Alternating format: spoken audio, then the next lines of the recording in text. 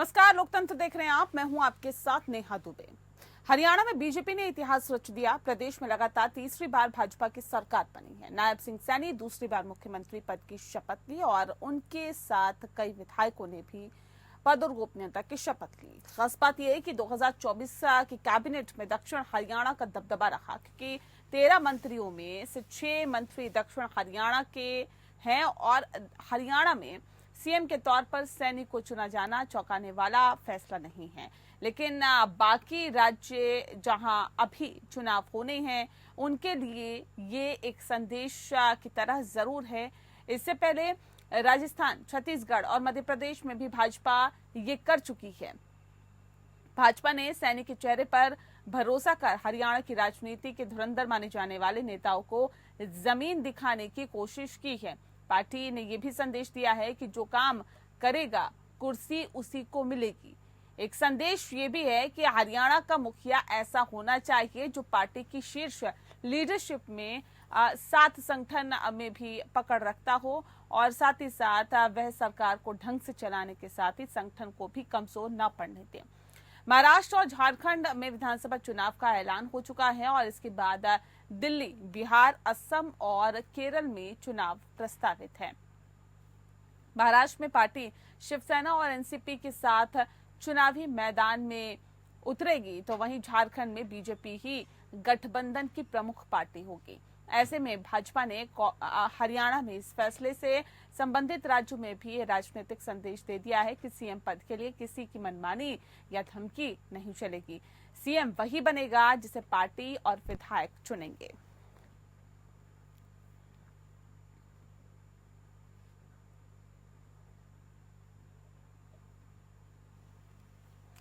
तो जाति समीकरण यहां पर साधा गया है। जो मंत्रिमंडल का विस्तार किया गया, ये जाहिर तौर पे कहा जा सकता है कि 36 बिरादरी को साधने की पूरी तरह से कोशिश यहां पर की गई है।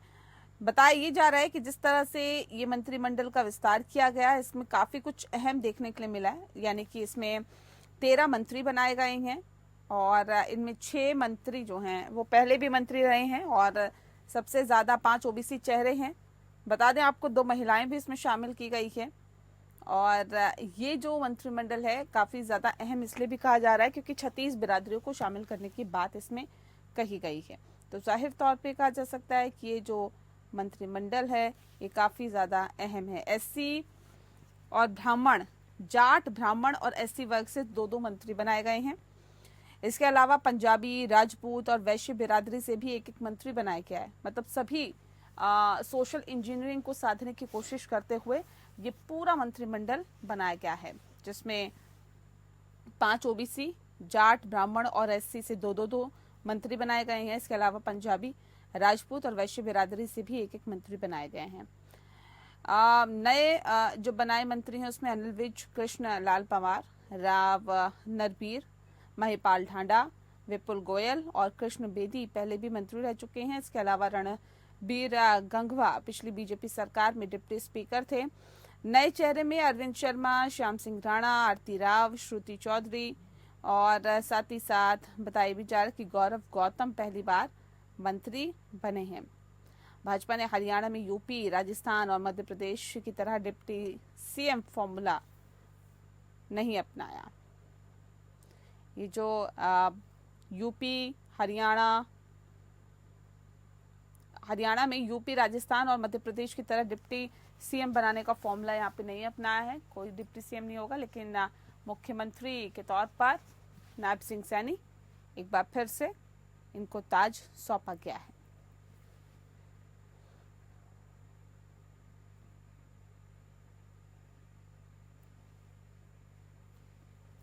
तो बता दें, जो शपथ ग्रहण समारोह हुआ इसके अंदर पीएम नरेंद्र मोदी शामिल हुए।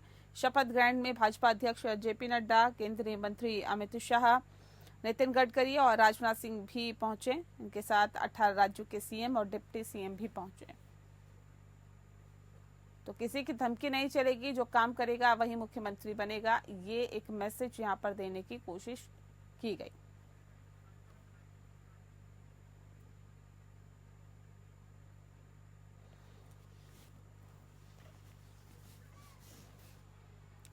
और चलिए इस विषय पे तफसील से चर्चा करेंगे। खास मेहमान हमारे साथ मौजूद हैं, उनसे आपका परिचय करा देते हैं। इस वक्त हमारे साथ राकेश पोद्दार जी जुड़ गए हैं, प्रवक्ता है भारतीय जनता पार्टी के। सर बहुत स्वागत है आपका। हमारे साथ डॉक्टर मोहम्मद अमीन जी जुड़ गए हैं, राजनीतिक विश्लेषक है। सर आपका स्वागत है। और राज शर्मा जी हमारे साथ जुड़ गए हैं, जो कि प्रवक्ता हैं कांग्रेस पार्टी के। राज जी आपका भी बहुत स्वागत है। इस खास कार्यक्रम की शुरुआत राकेश पोद्दार जी आपके साथ करते हैं। सर एक बार फिर से आपको मुबारकबाद, क्योंकि नई सरकार का गठन हो गया, शपथ ग्रहण समारोह हुआ और इसके साथ ही मंत्रिमंडल का जो विस्तार हुआ है, इसमें 36 बिरादरी के शामिल करने की बात की जा रही है। और ऐसे में क्या ये माना जाए कि पूरी तरह से सोशल इंजीनियरिंग को साधते हुए इस मंत्रिमंडल का विस्तार किया गया है, इसका गठन किया गया है? देखिए नेहा जी, भारतीय जनता पार्टी और भारतीय जनता पार्टी की तरफ से और जनता के आशीर्वाद से आपका बहुत बहुत धन्यवाद, जो आपने बधाई के पात्र हैं और जनता को भी बधाई के पात्र हैं। पहली और दूसरी मैं एक बात कहना चाहता हूँ, भारतीय जनता पार्टी हमेशा सोचती है कि प्रदेश का और देश का किस तरह विकास हो।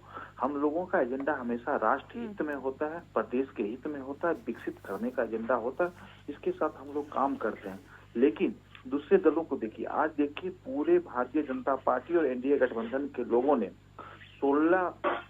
18 मुख्यमंत्री, 16 उप मुख्यमंत्री जाके शपथ ग्रहण समारोह में गए। और एनडीए के गठबंधन के पूरे लोग, चाहे वो चिराग पासवान हो, जीतन राम मांझी हो, पशुपति कुमार पारस हो, चाहे जितने भी हमारे घटक दल के थे, एकनाथ शिंदे जी हो, सभी लोगों ने जाके शपथ ग्रहण समारोह में गया। और हम लोगों का एक ही एजेंडा है कि विकास। चाहे वो हमारे भारतीय जनता पार्टी के अंदर कोई आदमी व्यक्ति काम नहीं करता, चाहे वो मुख्यमंत्री हो चाहे मंत्री हो, उनको हटाने का काम हम लोग भी करते हैं। लेकिन हम लोगों का हमेशा यही एजेंडा रहता है कि किसी तरह जनता ने जिन्होंने अपना आशीर्वाद हम लोगों को दिया है, उस आशीर्वाद पे जो वादे हम लोगों ने किया, उस वादे पे हम लोग कहीं ना कहीं खरे उतरने का काम करते हैं। तो हमारा यही एक मकसद है। कल देखिए, कल इंडी गठबंधन में जम्मू कश्मीर में किस तरह फारूक अब्दुल्ला जी जो मुख्यमंत्री बने हैं, वहाँ कांग्रेस कहाँ थी? कांग्रेस कहाँ चली गई? कहाँ गई उनकी मोहब्बत की दुकान? ये सब सोचने वाली बात है। इन्होंने देश के अंदर गुमराह किया है। गुमराह इसलिए क्या है, कभी कहते संविधान खतरे में, कभी कहते लोकतंत्र खतरे में, कभी मीट और मछली की बात करने वाले लोग, मंगलसूत्र की बात करने वाले लोग, ऐसे लोग हैं इन लोगों में, इंडिया गठबंधन में। और अपने देश की बात जाकर अमेरिका में राहुल गांधी जैसे लोग कहते हैं जनता जान चुकी है। लोकसभा चुनाव के बाद तुरंत जनता जान चुकी है कि इनका क्या मकसद है। इनका आपस में कोई बनाव नहीं है। चाहे झारखंड में हेमंत सोरेन की बात कर लीजिए, चाहे ममता बनर्जी जी की बात कर लीजिए, चाहे हमारे जो महाराष्ट्र में भी जो चुनाव आ रहा है, वहां पे देखिए एक मुस्लिम वर्ग के लोग खास कहते हैं कि मैं अकेला चुनाव के मैदान में जाऊंगा। 70 सालों तक हमको इन्होंने ठगने का काम किया। अब वो आज भी बोल रहे हैं, सपा के नेता बोल रहे हैं। ठीक है डॉक्टर मोहम्मद अमीन जी, क्या इस बात को मानते हैं कि भारतीय जनता पार्टी ने एक जाहिर तौर पर संदेश देने की कोशिश की, एक संकेत देने की कोशिश की है कि जो काम करेगा उसी को पद सौंपा जाएगा? जो लोग कहीं ना कहीं जो धमकी दे रहे हैं उनको साइडलाइन किया गया, उनको नहीं पद सौंपा गया? देखिए, जहाँ तक सवाल है जनता का और पार्टी का, पार्टी अगर काम करेगी, चाहे कोई पार्टी हो, उस पार्टी को काम करना होगा जनता का, तो जनता ही सर्वोपरि है। जनता अगर वोट देती है तो ही आदमी इलेक्ट होके आता है अपना कैंडिडेट, अदरवाइज नहीं आ सकता। और जनता कितना परिश्रम करके इनको देती है अपना सब कुछ, और एक पर्व के तौर पर बना के और उनको बिठाती है वहां पर सत्ता में। और सत्ता में आने के बाद अगर ये जनता का काम नहीं करेंगे तो इनको कोई पूछने वाला नहीं, चाहे कोई पार्टी का हो। अब बिल्कुल सीधी सी बात हो गई है। और जहाँ तक सवाल है, सब दलों को उन्होंने सब दलों को लिया, 36 दलों को, बहुत अच्छी बात है, लेना ही पड़ेगा। इनकी मजबूरी है, चाहे वो बीजेपी हो या कांग्रेस हो या कोई और पार्टी हो, इनकी मजबूरी है। समाज की हर वर्ग को देना पड़ेगा। लेकिन देखने में आया है, ये देखने में मिलता है कि बीजेपी पार्टी जो है हर वर्ग को आगे लाने की कोशिश करती है, जिसका उसको फायदा मिलता है। और देखिए, अभी भी बड़े बड़े दिग्गज हरियाणा में नीचे चले गए, हार गए। रीजन क्या था? कहने को तो थे बहुत कुछ बड़े बड़े लीडर, लेकिन हार इसीलिए गए। और बीजेपी ने भी उन लोगों को जो बहुत ज्यादा बातें करते थे उनको किनारे लगा दिया। अब यही वजह है ना, जनता बिल्कुल जनार्दन है और समझ चुकी है इसको कि हमारे साथ कौन अच्छा करने वाला है, उसी को चुन के भेजेगी और उसी को जवाब मिलेगा। जहाँ तक सवाल इन्होंने कहा कि वहाँ पे 14 कई प्रदेशों के मुख्यमंत्री आए थे, कोई बड़ी बात नहीं है। ये आना ही चाहिए, एकता दिखानी चाहिए कि हमारे पास इतने मुख्यमंत्री हैं। जब भी लिखा जाएगा प्रचार होगा तो पार्टी का प्रचार होगा। और उसमें इंडिया के लोग आए तो उनको आना भी चाहिए, उनको जगह भी देनी चाहिए, दी है। बहुत अच्छी बात है पार्टी के लिए। अगर पार्टी को सोचना होगा कि अगर हमें आगे राज्य करना है हिंदुस्तान के इसका अंदर। कितना इसी असर तरीके आपको से हर लगता है कि प्रदेशों में मध्य प्रदेश, इसको सबको साथ इसका लेके कितना चलना असर पड़ेगा, आपको लगता है जो कि बीजेपी कर महाराष्ट्र और रही है। झारखंड के चुनावों में पड़ेगा, हरियाणा का? एक बिल्कुल। बड़ी बात है, इतिहास बीजेपी रचा है कि लगातार तीसरी बार किसी पार्टी हाँ। की सरकार बनी है हरियाणा में, पहली बार ऐसा हुआ है। नहीं, पहली बार हुआ है, तीसरी बार आई है, लेकिन इसी तरह से उसको देखना पड़ेगा। सेंटर में आई है तीसरी बार, ठीक है, कुछ सीटें कम आई हैं, लेकिन बीजेपी सेंट्रल पावर में है। इसी तरीके से और स्टेटों पे इसका फर्क पड़ता है। अगर ये जुटता दिखाएंगे तो उसको, अभी ये बात कर रहे थे बीजेपी वाले इस बात की कि वही वो उमर अब्दुल्ला की, अरे आपको छोड़ दीजिए इन उमर अब्दुल्ला को या किसी को, आप उनकी कंपेयर मत करिए। आप बिल्कुल निकल चुके हैं अलग, और आपकी सोच अलग है, आपके नेता की ठीक है। सोच अलग है। जो वाजपेयी जी की सोच थी, उससे ज्यादा आगे मोदी जी की सोच है। तो मोदी जी भविष्य देखने वाले हैं, तो उसी हिसाब से सोचते हैं। ठीक है और सर, सबको ठीक है। साथ राज लेके चल रहे हैं, शर्मा सबका जी, विकास है। कांग्रेस पार्टी अपनी ही गुटबाजी से बाहर नहीं निकल पा रही है। नहीं, वो चुनाव हो देखिए, गया वो- तब भी नहीं निकल पा रही है। मैं आ रही हूँ, मोहम्मद गुटबाजी- अमीन जी आ रही हूँ, गुटबाजी का- अमीन जी आ रही हूँ। राज शर्मा जी, जी सर कांग्रेस क्यों नहीं है गुटबाजी से, खेमेबाजी से बाहर निकल पा रही है? नहीं, ऐसा कुछ नहीं है, सब जगह पार्टी में चलते हैं। अभी मैं सुन रहा था, ये भारतीय जनता पार्टी के नेता बोल रहे थे, हमारा काम दूसरे के बारे में बातें करना नहीं होता। अगर गुटबाजी चल रही तो उससे निजात भी हम ही दिलाएंगे अपनी पार्टी को।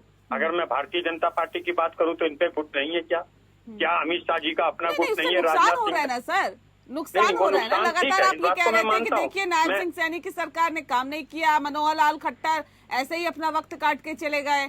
आप लोग ये बार बार कह रहे थे कि एंटी इनकम्बेंसी भी है और हरियाणा की जनता इस बार हमारी सरकार बनाएगी। तमाम चीजों को दरकिनार करते हुए एक बार फिर से कमल खिला। अब सवाल देखिए, इस नहीं- बात को लेकर है कि आखिर क्यों नेहा जी, मैं एक बात कह दूं, हमें ही नहीं कह रहे थे, जनता भी कह रही थी। ऐसा कोई चीज नहीं बची थी, कोई लोग नहीं बचे थे जो ये नहीं कह रहे थे कि भारतीय जनता पार्टी इस बार 10 से 15 सीट भी नहीं जीत पाएगी। मैं दावे के संग कहता हूँ, जो भारतीय जनता पार्टी के नेता आपके चैनल में बैठ के बहस कर रहे हैं, ये भी बता दें कि हाथ अपने सीने में रख के, क्या इनको उम्मीद थी? इनका कोई भी बड़ा नेता 1:30-2 बजे तक टीवी में आने को तैयार नहीं था, लेकिन जो इन्होंने षड्यंत्र रचा, कैसे भी ये जीत गए। और मैं एक बात खुले मन से कहना चाहूंगा, बताइए ना, क्या षड्यंत्र रचा, क्या ऐसा हो गया कि मेरी जनता कह रही थी, जनता पूरी कह बात रही थी, सुनिए तो आप फिर ये पहले। नतीजे क्यों आए? नहीं, मेरी बात तो सुनिए पहले। हाँ। जो मैं कहना चाह रहा हूँ आगे, और मैं खुले मन से एक बात कहना चाहूंगा कि थोड़ी सी हमारे अंदर, जो हरियाणा में हमारे राष्ट्रीय नेताओं ने बहुत मेहनत की, लेकिन हरियाणा में कुछ नेताओं ने, जैसा कि हमारे नेता, राष्ट्रीय नेता और जननायक राहुल गांधी जी ने भी कहा कि थोड़ा सा उन्होंने अपने हितों को ऊपर रखा, जो नुकसान दिया इसके लिए हमें खेद है और इसके लिए खेद जताते हैं। और अगर हम ऐसे इन चीजों से हमें उभरना होगा। यहाँ तो अभी भी चल रहा है ना सर, शक्ति प्रदर्शन चल रहा है, विधायकों के साथ बैठकें चल रही है, यहाँ पे भी खेमेबाजी चल रही है। अब तो सरकार नहीं बनी तो नेता प्रतिपक्ष के पद के लिए खेमेबाजी चल रही है। अब देखिए, एक और मेरी बात सुनिए, राजनीति होती है, राजनीति में खेमेबाजी चलती है, लेकिन मेरा ये मानना है, और मैं आपके टीवी चैनल के माध्यम से कह सकता हूं, ऐसे राजनेता जो पार्टी को डेंट करने लगे, ऐसे राजनेता जो पार्टी को डेंट करने लगे, ऐसे राजनेताओं को पार्टी में तवज्जो दी जानी चाहिए क्या? मुझे बताइए। नहीं देनी चाहिए, नहीं देनी जानी चाहिए। तो फिर ऐसे नेताओं को क्यों तवज्जो दी जा रही है? उनके चेहरे पे आप लोग चुनाव लड़ लेते हैं। नहीं, चलिए, ये भी होगा। अब ऊपर शीर्ष नेतृत्व तो इन चीजों में लगा हुआ है कि ऐसा नुकसान, क्योंकि ये हरियाणा में सरकार ना बनाना, ये हमारे लिए बहुत दुख की बात है, क्योंकि जनता से लेके सारे लोग यही चाहते, सारे उसमें चल रहा था। भारतीय जनता पार्टी के नेता खुद ही ये कहते रहते थे कि भाई सरकार हमारी नहीं बनेगी, लेकिन इन्हें भी आश्चर्य हो रहा है। हमें तो जो आश्चर्य दुख भरा है ही, लेकिन इन्हें भी आश्चर्य हो रहा है। ये सोचिए। ठीक है, मैं राकेश जी का रुख करूं, उससे पहले मोहम्मद अमीन जी कुछ कहना चाह रहे हैं। जल्दी से अमीन साहब, जल्दी से। मैं ये कहना चाहूंगा कि अभी जब ये पार्टी हारी है हरियाणा में, तो उसके बाद उन्होंने ब्लेम लगाया सबसे पहले इलेक्शन कमीशन के ऊपर, लेकिन उन्होंने ये नहीं सोचा, जो अपनी दल अभी बात हो रही थी कि इंडिया जो अलायंस है, इंडिया अलायंस में यहाँ पे देखिए ना, हरियाणा के अंदर यादवों का भी वर्चस्व है। ऐसा नहीं कि यादव को काफी लोग नहीं है। अभी इन्होंने तो एक सीट उत्तर प्रदेश के अखिलेश यादव जो है नेता, उनको भी एक सीट भी नहीं दी। इससे ज्यादा क्या दर्शाता है इनको? ये यादवों को भी इकट्ठा नहीं कर पाए, सिर्फ एक जाटों की बात करते रहे इनके जो नेता थे, और उन्होंने उसके बाद हरिजनों को भी, इसमें आप देखिए शैलजा जी को भी 7 सीटें दी। ये कोई तरीका है? इसलिए कि खुद बांट के अपने आप हिस्सा खा लो, इस तरह नहीं चलता है। अभी 36 बिरादरी की बात कर रही है बीजेपी, इसीलिए बीजेपी ऊपर आई है। इसके लिए इनको मुंह पे जूता लग गया इस बात का। जी, और ठीक लोगों है। को कहते हैं कि बेईमान कर रहा है, इलेक्शन कमीशन को ठीक है बताइए, राज जी, जल्दी से सड़कों को कमेंट करिए, बताइए। फिर मैं राकेश पोद्दार जी का रुख करती हूँ, जल्दी से। मैं एक बार ये सिर्फ इतना कहना चाहता हूँ भारतीय जनता पार्टी के नेताओं से कि ये लोग अपने को ध्यान में रखें तो ज्यादा बेहतर होगा। ये लोग क्या है, ये एक घर की बिगड़ी जेठानी की तरह व्यवहार करते हैं। इन्होंने सरकार बना ली है, जनता के लिए काम करिए। मैं आपके चैनल पे इन्हें चैलेंज करना चाहता हूँ, क्या ये इनको ये नहीं, भारतीय जनता पार्टी के नेता नहीं है। मोहम्मद आमीन जी राजनीतिक विश्लेषक हैं और चुनाव आयोग में एक अहम पद पर रहे अभी हैं। आई मैं जान रहा हूँ। देखिए नेहा जी, आज की तारीख में सारे विश्लेषक का चोला पहने होते हैं, लेकिन ये अंदर से बीजेपी और आरएसएस के लोग होते हैं। ये अच्छा। लोग देख लीजिएगा, बायस होके बात करते हैं सारे लोग, आप ये देख लीजिएगा। एक और मैं ये कहना चाहता हूँ, कोई भी पार्टी हो, चाहे हमारी हो, चाहे भारतीय जनता पार्टी हो, चाहे जेजेपी हो, इन लोग 100% कोई पार्टी गलत नहीं होती। सवाल ये कि मैक्सिमाइज कितना कर रहे हैं। क्यों नहीं दी सीट? यादव नहीं अरे दिया वहाँ पर? बात अरे क्यों नहीं जीती? यादव को पहली बात तो आप सीट दे सकते विश्लेषक थे। हो ना, आपको विश्लेषक इधर सुने, बायस होके नहीं कर सकते आप। वही एक मैं तरफा कह रहा अभी हूँ आप आपको। कैसे बातें कर रहे थे, यादव तक आपने तो अटल सीट बिहारी दी। वाजपेयी साहब को क्या नीचे कह कर रहा दिया, हूँ? आपने मोदी जी जी, को आगे मैं बढ़ा यादव दिया, हूँ क्या? अटल बिहारी वाजपेयी साहब को नीचे कर दिया। आप बताइए, आप विश्लेषक हो, कम से कम अटल बिहारी वाजपेयी साहब का मैं विपक्षी दल का होने के बाद भी शायद उन्हें सारे लोग सम्मान से देखते हैं। जो अटल बिहारी वाजपेयी जी का विजन था, मोदी जी का 7 जन्म बाद भी वो विजन नहीं होगा मान्यवर। आप कहाँ कह रहे दुनिया हो? मानती है। आप विश्लेषक लिखना दुनिया बंद करिए। दुनिया मानती है। ठीक है, हाँ, ठीक है। कि कोई चलिए। और दुनिया नहीं मानती, आपकी दुनिया कुएं तक की होगी, वो मानती होगी बस। ठीक है। आपकी दुनिया बीजेपी के 4 मंत्रियों तक होगी, वो मानते होंगे विश्लेषक महोदय। ठीक है आप राकेश अटल पोद्दार बिहारी जी, मैं वाजपेयी आती हूँ साहब सर, को आती हूँ। कहाँ नहीं compare आ कर रही रहे हूँ, हो? एक मिनट। पढ़ा लिखा व्यक्ति। ठीक है राज जी आ रहे हैं। एक सेकंड, नहीं वो मोहम्मद आमीन जी, एक सेकंड आ रहे जवाब हैं। दे दो पहले। हाँ जल्दी से दीजिए आरोपों को सर। बताना तुम अलग बात। एक यादव क्यों नहीं दिया? हरियाणा में कोई यादव नहीं है। बीजेपी के पास कितने यादव नेता हैं? बीजेपी के पास, कांग्रेस के पास नहीं था, तो इन्होंने क्यों नहीं दिया? एक तो विश्लेषक महोदय जब डिबेट में होते हैं, मैं ऐसा तुम ताम करी वाली बातें लैंग्वेज में पसंद नहीं करता हूँ। आपको बोलना कितना भी होगा मेरे खिलाफ बोलिए, लेकिन जो शब्दों का उच्चारण होगा, शब्दों का जो इस्तेमाल होगा, वो बहुत तहजीब से होगा। ये तुम काम हम अपने नौकर से बात नहीं करते। आप विश्लेषक का एक चोला ओढ़े हुए हो, कुछ लोग हैं तो निश्चित रूप से आरएसएस की ड्रेस दिखेगी आपकी। बुरी लग रही है। चलिए ठीक है, आप ठीक है, मुद्दे पे रहते हैं ना। देखिए मुद्दे से हम लोग भटक जाते हैं। ये एक वक्त होता है सर, आधे घंटे का एक वक्त होता है, 25 मिनट डिबेट होती है, उसमें हम मुद्दे को से भटकेंगे नहीं, वक्त को जाया नहीं करेंगे। राकेश पोद्दार जी, सवाल इस बात को लेकर, देखिए 36 बिरादरी को इस मंत्री मंडल में शामिल करने की बात की जा रही है। आप लोग कह रहे हैं हमने तो जिस सभी को सम्मान दिया, सभी को साधने की यहाँ पर बात कही जा रही है। अब ऐसे में क्या लगता है, ये सोशल इंजीनियरिंग जिस तरह से की है आप लोगों ने, इसका फायदा क्या बाकी राज्यों में भी मिलेगा क्या? देखिए नेहा जी, यही है भारतीय जनता पार्टी, जिसको लोकतंत्र की पार्टी कही जाती है। यानी ये देश सभी वर्गों का है, सभी जातियों का है। जो अंतिम पंक्ति में बैठे उनकी है।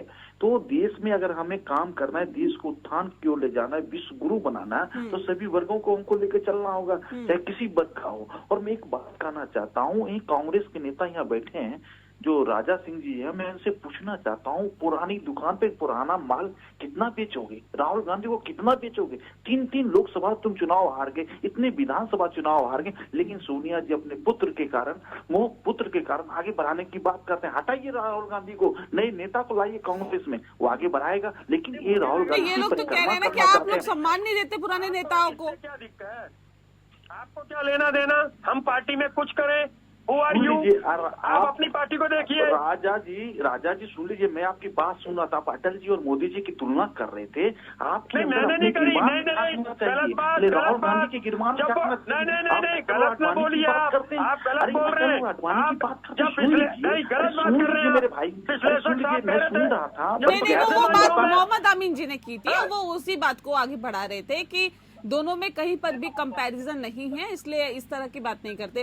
राज शर्मा जी ने उस बात को कहा था। खैर, जल्दी से राकेश जी अपनी बात को पूरा करिए, जल्दी से। मैं कहना चाहता हूँ, और उसके बाद मैं कहना चाहता हूँ कि कांग्रेस के पास नीति और नीयत कोई नहीं है देश के अंदर। इन लोग सत्ता के छोड़िए ना, कांग्रेस के पास क्या है क्या नहीं है। भारतीय जनता पार्टी की बात करिए, उप मुख्यमंत्री क्यों नहीं बनाया आपने? राजस्थान में बनाया, मध्य प्रदेश में बनाया, छत्तीसगढ़ में बनाया, तो यहाँ हरियाणा में क्या दिक्कत हो गई? उप मुख्यमंत्री क्यों नहीं बनाया? नहीं, आपकी सवाल का जवाब मैं दे रहा हूँ नेहा जी, बिल्कुल अच्छी सवाल है, लेकिन हमारे शीर्ष नेतृत्व और विधान सभा के जो विधायक हैं, सभी विधायकों ने अपने मनोनीत नायब सिंह सैनी जी को मुख्यमंत्री बनाने की बात कह रहा है। डिप्टी सीएम की बात अभी तो और मंत्रिमंडल का विस्तार होना है और मनाया जाएगा, अभी समय आएगा। यही भारतीय जनता पार्टी है। भारतीय जनता पार्टी जो कहती है और करती है और जनता के आशीर्वाद से बढ़ने की बात करती है। नायब सिंह सैनी को जो मुख्यमंत्री बनाया गया था, धरने पर बैठ गए थे अनिल विज, अब कैसे शांत कराया जाएगा? गुस्सा तो होगा, आक्रोश तो होगा, महत्वाकांक्षाएं तो पली हुई है। ऐसा तो नहीं है कि गुटबाजी खेमेबाजी भारतीय जनता पार्टी में नहीं है। खुद नायब सिंह सैनी को जाना पड़ा था अनिल विज को मनाने के लिए, अब क्या कीजिएगा? देखिए, नायब सिंह सैनी जी मुख्यमंत्री जी हरियाणा के गए थे बीजे साहब के यहाँ, वो हमारे सीनियर नेता हैं, उनके यहाँ आशीर्वाद लेने गए। आशीर्वाद लेना क्यों नहीं चाहिए? हमारे प्रधानमंत्री जी आडवाणी जी के घर नहीं जाते हैं? जाते हैं, उनके पैर छू के प्रणाम करते हैं। तो ऐसा नहीं है कि आप वो प्रधानमंत्री हैं क्यों गए, ऐसा नहीं। हम लोग अपने सीनियर नेता को भी मानते हैं, उनके मार्गदर्शन की जरूरत भी होती है, तभी हम विकास कर सकते हैं। विपक्षी पार्टियां कह रही है कि मनोहर लाल खट्टर को स्टेज पे नहीं आने दिया चुनाव प्रचार के दौरान। ये कहा जा रहा था कि देखिए अगर ये ज्यादा स्टेज पे आएंगे तो नुकसान होगा भारतीय जनता पार्टी को। नहीं था क्या ऐसा? बताइए कहाँ पे वो स्टेज पे दिखाई दिए? देखिए, मनोहर लाल खट्टर जी का जो काम था चुनाव के दरमियान, उन्होंने अपने बखूबी के साथ उन्होंने चुनाव में अपना काम किया। हमारी पार्टी में हर व्यक्ति को काम पे लगाया जाता है जिसकी जहां जिम्मेदारी मिलती। नहीं देखिएगा कि मुख्यमंत्री जी को बूथ कमेटी में बैठाया दिया जाता, शक्ति केंद्र पे बैठा दिया जाता था। इसका मतलब नहीं है कि मुख्यमंत्री जी शक्ति केंद्र पे बैठ के, ऐसा नहीं है। ये भारतीय जनता पार्टी में बार बार कह रहा हूँ, ये लोकतांत्रिक पार्टी है। हमारे यहाँ सत्ता का भोगी हम लोग नहीं है। हम लोगों को जहां लगाया जाएगा, चाहे बूथ कमेटी पे लगाया जाए, चाहे मुख्यमंत्री बनाया जाए, चाहे प्रधानमंत्री बनाया जाए। अब देखिए हमारे जनता भी देख रही है सत्ता किसकी कोशिशें होती है सत्ता तक पहुंचने की। सभी लोग एड़ी चोटी का जो लगाते हैं, सभी पार्टियां लगाती हैं। लेकिन अब ये बता दीजिए कम शब्दों में, अब सरकार की चुनौतियां क्या है? सबसे पहले क्या कुछ किया जाएगा? अब क्योंकि सरकार का तो गठन हो गया है, मंत्रिमंडल का गठन हो गया है, क्या किया जाएगा? विभागों का बंटवारा कैसे किया जाएगा?